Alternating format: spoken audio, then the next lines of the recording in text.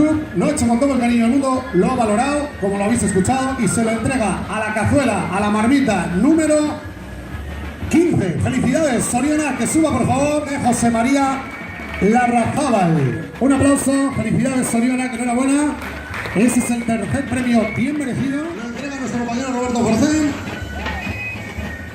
periodista y locutor de Onda Cero Radio.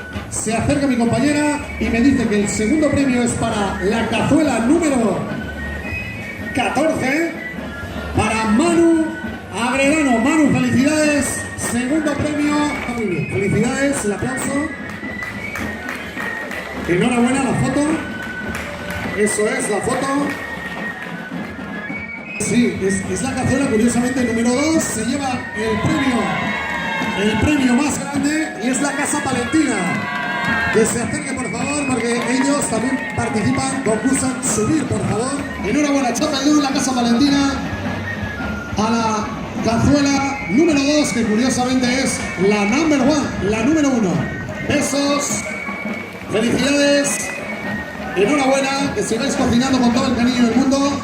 Gracias al Ayuntamiento de Baracaldo, gracias a Coca-Cola, la cafetería Porven y Onda Cero Radio, que te lo cuentan vivo en directo. Feliz verano a todos. Os deseamos las mejores fiestas del mundo.